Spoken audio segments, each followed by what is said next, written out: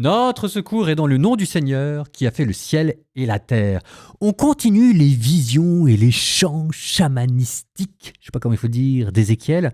Ah, peut-être que ça vous chagrine que j'utilise ce mot, mais je voudrais quand même rendre à Ézéchiel ce qu'il est vraiment, cet aspect excentrique, cet côté un peu sorcier, magicien de l'ombre, qui reste, rassurez-vous, parfaitement biblique, parfaitement dans la ligne droite du monothéisme, mais je voudrais lui rendre l'étrangeté qu'il avait aux yeux de ses propres contemporains. La vie étant mal faite et les lectures longues, à nouveau, je ne pourrais pas faire de commentaires. Alors avant que vous ralliez, mes petits bichons, pour me dire, oui, scandale, tromperie sur la marchandise, le frère Paul Adrien ne commande plus, je me suis cassé la tête pour Ézéchiel, pour essayer de tout répartir. Mais vous ne pouvez pas savoir, je vous jure que j'ai passé 3 semaines à essayer de résoudre mon problème, donc faites-moi confiance, c'est pour le mieux comme ça.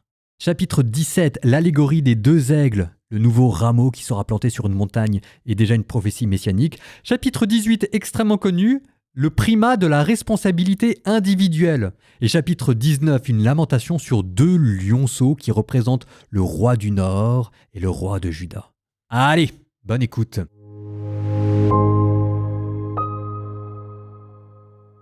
La parole du Seigneur me fut adressée. Fils d'homme, propose une énigme et raconte une parabole à la maison d'Israël. Tu leur diras, ainsi parle le Seigneur Dieu.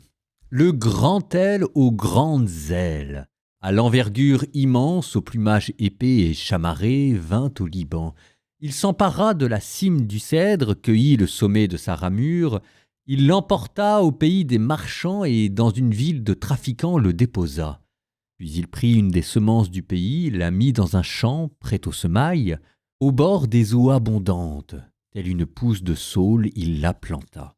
Devint une vigne florissante à taille basse, tournant ses pampres vers l'aigle, étendant ses racines sous lui. C'était une vigne, elle donna des sarments et lança des branches. Il y eut encore un grand aigle, aux grandes ailes, au plumage abondant, et voici que cette vigne dirigea vers lui ses racines, et vers lui tendit ses pampres pour qu'il l'arrose, loin des terrasses où elle était plantée. C'est dans un champ fertile, au bord des eaux abondantes, qu'elle était plantée pour produire des rameaux, porter du fruit, devenir une vigne magnifique. Tu diras, ainsi parle le Seigneur Dieu. Réussira-t-elle? L'aigle ne va-t-il pas arracher ses racines, ôter son fruit pour qu'il sèche? Ses pousses cueillies sécheront toutes. Nul besoin d'un bras puissant, ni d'un peuple nombreux pour la déraciner. La voici plantée, réussira-t-elle? Dès que l'atteindra le vent d'Est, ne va-t-elle pas se dessécher? Sur la terrasse même où elle poussait, elle séchera. La parole du Seigneur me fut adressée. Parle donc à l'engeance de rebelles. Ne savez-vous pas ce que cela signifie? Tu diras, voici que le roi de Babylone est venu à Jérusalem. Il a enlevé son roi et ses princes. Il les a emmenés chez lui à Babylone. Il a pris quelqu'un de souche royale et a conclu une alliance avec lui. Il lui a fait prêter serment, après avoir enlevé les puissants du pays, pour que le royaume reste modeste, sans s'élever, qu'il garde son alliance et qu'elle subsiste. Mais ce prince s'est révolté contre lui. Il a envoyé des messagers en Égypte pour se faire donner des chevaux et un grand nombre de soldats. Réussira-t-il? En réchappera-t-il? Celui qui a fait cela. Il a rompu l'alliance et il en réchapperait. Par ma vie, oracle du Seigneur Dieu, là où réside le roi qu'il a fait régner, dont il a méprisé le serment et rompu l'alliance, c'est là, en plein milieu de Babylone, qu'il mourra, avec sa grande armée, avec ses troupes nombreuses. Pharaon ne pourra agir en sa faveur lors de la guerre, quand on élèvera un remblai et que l'on bâtira des retranchements pour retrancher tant de vies humaines. Il a méprisé le serment et rompu son alliance. Pourtant il lui avait donné la main et il a fait tout cela. Il n'en réchappera pas. C'est pourquoi ainsi parle le Seigneur Dieu. Par ma vie, mon serment qu'il a méprisé, mon alliance qu'il a rompue, je les ferai retomber sur sa tête. J'étendrai sur lui mon filet et il sera pris au piège. Je l'emmènerai à Babylone. Là-bas, j'entrerai en jugement contre lui à cause de son infidélité envers moi, et toute son élite, celle de tous ses bataillons, elle tombera par l'épée. Et ceux qui resteront seront éparpillés à tous les vents. Alors vous saurez que je suis le Seigneur. J'ai parlé. Ainsi parle le Seigneur Dieu. À la cime du grand cèdre, je prends une tige. Au sommet de sa ramure, j'en cueillerai une toute jeune, et je la planterai moi-même sur une montagne très élevée. Sur la haute montagne d'Israël, je la planterai. Elle portera des rameaux et produira du fruit. Elle deviendra un cèdre magnifique. En dessous d'elle habiteront tous les passereaux et toutes sortes d'oiseaux. À l'ombre de ses branches, ils habiteront. Alors tous les arbres des champs sauront que je suis le Seigneur. Je renverse l'arbre élevé et relève l'arbre renversé. Je fais sécher l'arbre vert et reverdir l'arbre sec. Je suis le Seigneur, j'ai parlé et je le ferai. La parole du Seigneur me fut adressée.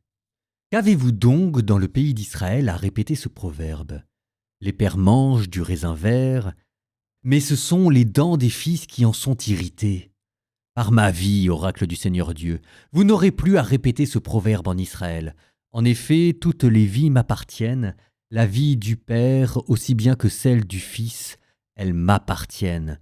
Celui qui a péché, c'est lui qui mourra. L'homme qui est juste, qui observe le droit et la justice, qui ne va pas au festin sur les montagnes, ne lève pas les yeux vers les idoles immondes de la maison d'Israël, ne rend pas impure la femme de son prochain, ne s'approche pas d'une femme en état de souillure, l'homme qui n'exploite personne, qui restitue ce qu'on lui a laissé en gage, ne commet pas de fraude, donne son pain à celui qui a faim et couvre d'un vêtement celui qui est nu. L'homme qui ne prête pas à intérêt, ne pratique pas l'usure, qui détourne sa main du mal, tranche équitablement entre deux adversaires, qui marche selon mes décrets et observe mes ordonnances pour agir avec vérité, un tel homme est juste, c'est certain, il vivra, oracle du Seigneur Dieu. Mais si cet homme a un fils violent et sanguinaire, coupable d'une de ses fautes, alors que lui n'en a commise aucune, un fils qui de plus va au festin sur les montagnes et rend impure la femme de son prochain, qui exploite le pauvre et le malheureux, qui commet des fraudes, ne restitue pas un gage, lève les yeux vers les idoles immondes et se livre à l'abomination, qui prête à intérêt et pratique l'usure, ce fils-là vivra-t-il ? Il ne vivra pas. Il s'est livré à toutes ces abominations, il sera mis à mort, et son sang, qu'il soit sur lui. Mais voici, un homme a un fils, qui voit tous les péchés qu'a commis son père. Il les voit sans les imiter. Il ne va pas au festin sur les montagnes, ne lève pas les yeux vers les idoles immondes de la maison d'Israël, ne rend pas impure la femme de son prochain, il n'exploite personne, ne prend pas de gage, ne commet pas de fraude, donne son pain à celui qui a faim et couvre d'un vêtement celui qui est nu, il détourne sa main du mal, ne prélève pas d'intérêt, ne pratique pas l'usure, il accomplit mes ordonnances et marche selon mes décrets. Bien, ce fils-là ne mourra pas à cause des fautes de son père. C'est certain, il vivra.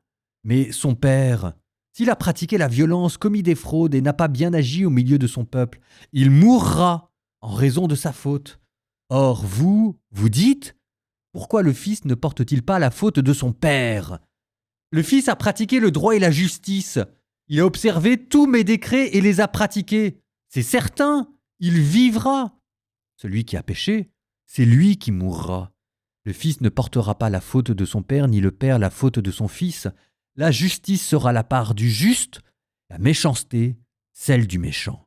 Mais le méchant, s'il se détourne de tous les péchés qu'il a commis, s'il observe tous mes décrets, s'il pratique le droit et la justice, c'est certain, il vivra. Il ne mourra pas. On ne se souviendra d'aucun des crimes qu'il a commis. Il vivra à cause de la justice qu'il a pratiquée. Prendrai-je donc plaisir à la mort du méchant, oracle du Seigneur Dieu, et non pas plutôt à ce qu'il se détourne de sa conduite et qu'il vive ? Mais le juste, S'il se détourne de sa justice et fait le mal en imitant toutes les abominations du méchant, il le ferait et il vivrait. Toute la justice qu'il avait pratiquée, on ne s'en souviendra plus.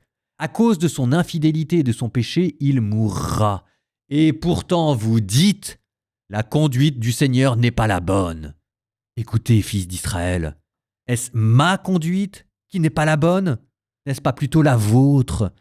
Si le juste se détourne de sa justice, commet le mal et meurt dans cet état, c'est à cause de son mal qu'il mourra.